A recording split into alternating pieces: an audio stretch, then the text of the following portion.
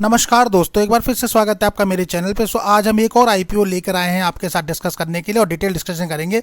ये IPO SME category का, SME से आप समझ ही गए होंगे दोस्तों। SME IPO small and medium enterprises category का आईपीओ है, ये मेन लाइन का आईपीओ नहीं है। तो इसके बारे में जानेंगे। और ये केमिकल सेक्टर का जाना माना आईपीओ है, ये केमिकल सेक्टर में काम करता है। इसका नाम है Paragon fine and speciality chemical limited.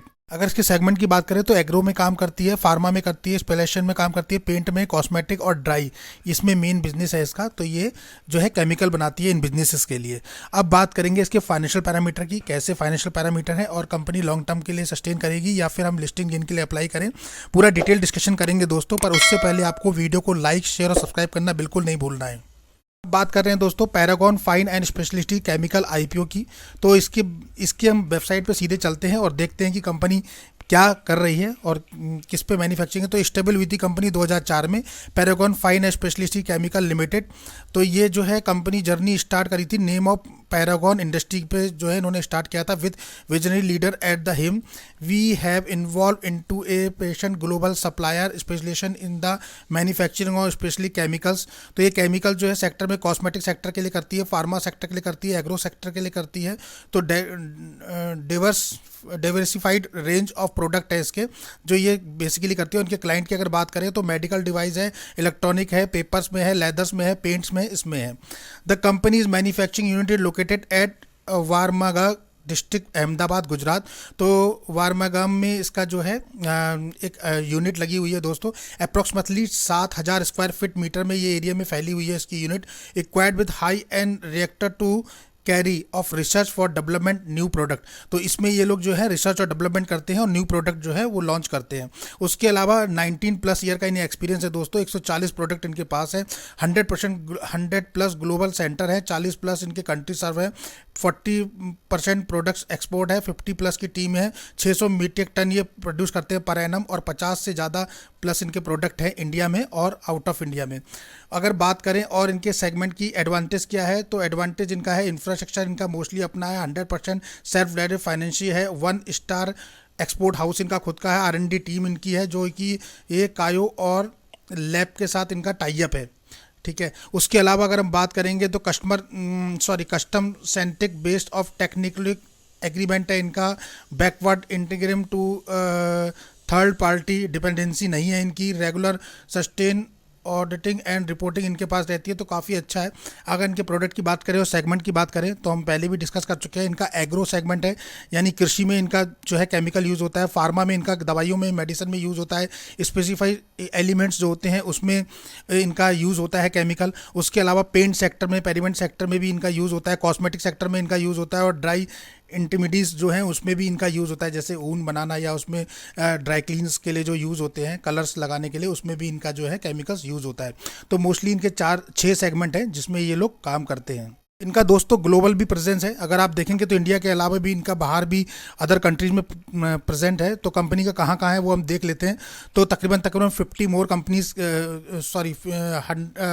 300 cities में इनका और 40 कंट्रीज़ है, जिसमें ब्राज़ील है, मेक्सिको है, नॉर्थ USA है, साउथ कोरिया है, ताइवान है, थाईलैंड है, वियतनाम है, फ्रांस है, जर्मनी है, उसके अलावा स्विट्ज़रलैंड है, स्पेन है, इटली है, चाइना, इंडोनेशिया, जापान। तो ये सारी कंट्रीज़ में भी इनका बिजनेस फैला हुआ है। तो काफ़ी ब्रॉड लेवल पे इनका बिजनेस है दोस्तों। इंडिया और इंडिया के बाहर दोनों जगह देखने को मिल रहा है। उसके अलावा देखें तो कंपनी R&D टीम है, successfully carry out the multi step and the developing multi new modular of the area of specialization intermediates and the result in their product portfolio for around 140 product से ऊपर इनके पास है। ये report है financial year 23 की, अभी की एज ऑफ मार्च 31, 2023 तक की रिपोर्ट है, जिसके अकॉर्डिंग 140 प्रोडक्ट इनके पास है। And we have a team of 14 technocrats who are engage in the research and development. तो 14 लोगों की इनकी टीम है जो रिसर्च और डेवलपमेंट करती है। अब आईपीओ के साइज़ की बात कर लेते हैं दोस्तों। तो आईपीओ का जो बुक वैल्यू होने वाला है वो 51.66 करोड़ के लगभग का इसका बुक वैल्यू है और पूरा का पूरा जो है वो फ्रेश इशू है। तो ये बहुत ही अच्छा स्ट्रॉन्ग इंडिकेशन देता है। जहाँ फ्रेश इशू होता है है। तो OFS की बात करें तो यहाँ कुछ भी नहीं है, ऑफर फॉर सेल में कुछ नहीं है, पूरा का पूरा फ्रेश इशू है।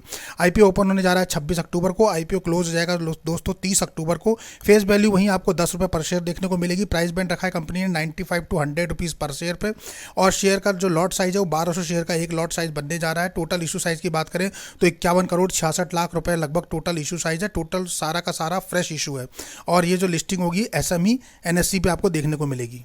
अब एक बार इंपॉर्टेंट डेट्स की बात कर लेते हैं, वो इंपॉर्टेंट डेट्स कौन सी है और उन्हें नोट डाउन आप कर सकते हैं। तो इंपॉर्टेंट डेट्स होने जा रही है, IPO को जो ओपन होगा वो दोस्तों होने वाला है 26 अक्टूबर को, यानी 26 अक्टूबर से 30 अक्टूबर के बीच में ये IPO आपको देखने को मिलेगा। 30 अक्टूबर को मंडे को ये IPO क्लोज हो जाएगा।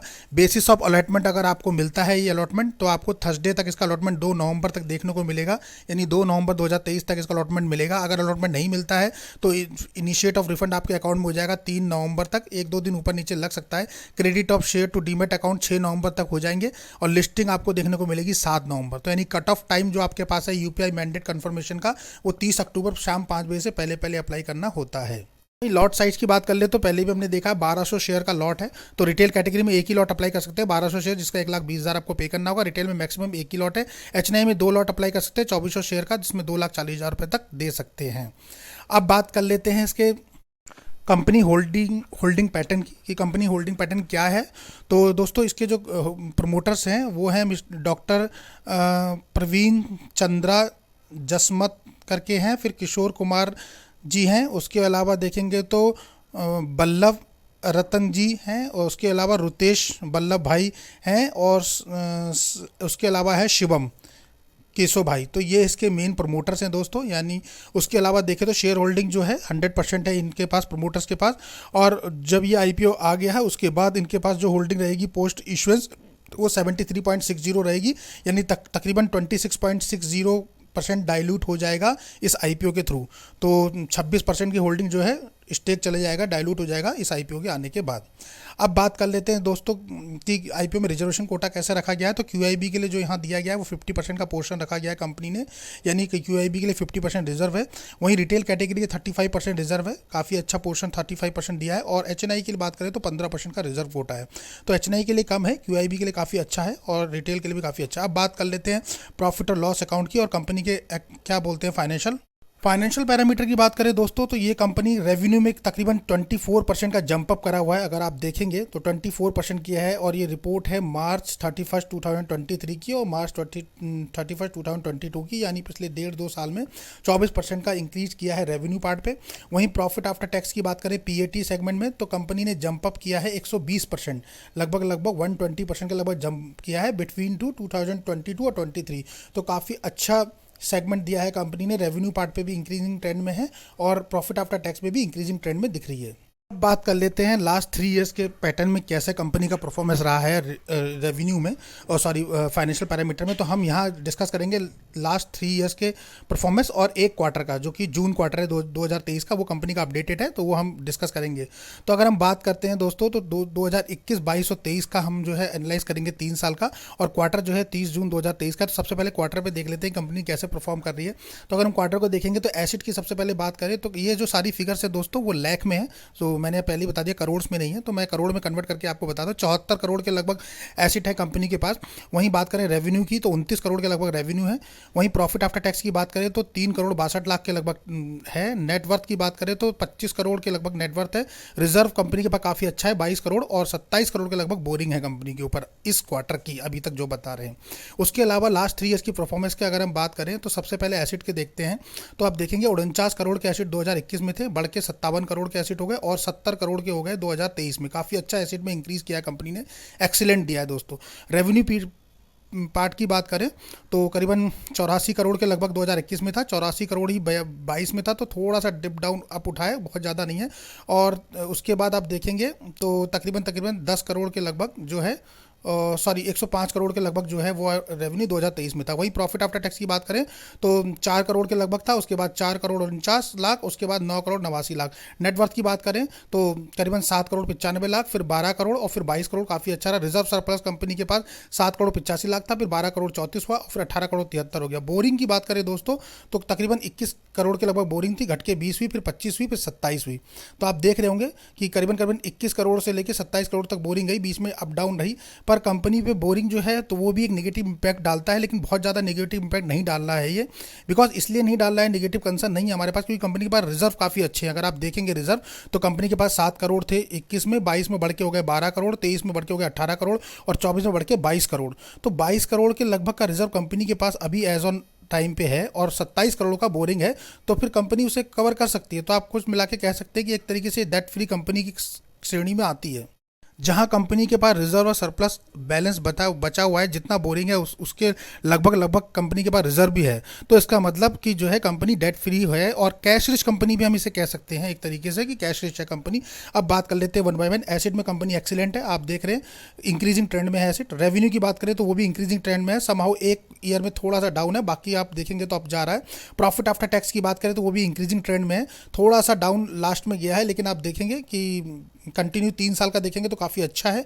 नेटवर्थ की बात करेंगे तो नेटवर्थ भी काफ़ी अच्छा है, आप देख रहे होंगे नेटवर्थ को भी 7 करोड़ से बढ़ा के कंपनी जो है आज 25 करोड़ के लगभग पे नेटवर्थ ले आई, 26 करोड़ के लगभग पे, काफ़ी अच्छा है।